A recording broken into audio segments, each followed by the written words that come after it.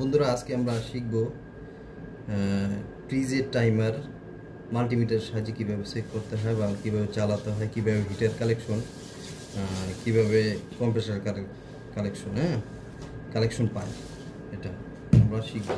প্রথমে আমরা এই মাল্টিমিটারের সাহায্যে আমরা রেজিস্ট্যান্ট মোডে নেব। রেজিস্ট্যান্ট মোডে নেওয়ার পরে দেখব এটা ঠিক আছে কিনা। হ্যাঁ, ঠিক আছে, আমাদের কোড দুটো ঠিক আছে।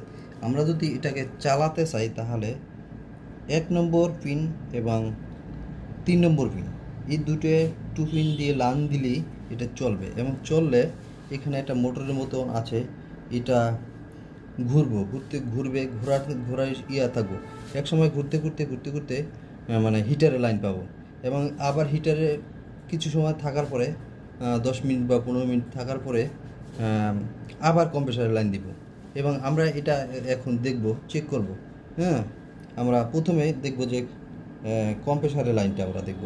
এই যে কমন ধরলাম, 3 হচ্ছে আমাদের কমন, 3 দেখব কমন। হ্যাঁ, কমন মানে কমন হচ্ছে 3 এবং কম্প্রেসার হচ্ছে 4। হ্যাঁ, ওকে, এটা ঠিক আছে। এবার আমরা দেখব যে এটা ঘুরালে আপনারা যখন ঘুরেতে একটা শব্দ করব তখন বুঝতে পারবেন এটা হিটার পড়ে গেছে।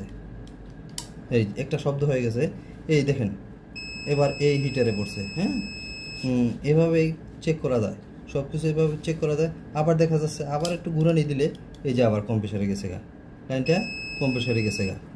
এবং হ্যাঁ, এখানেই আমরা ভিডিওটা প্রায় শেষ পথে।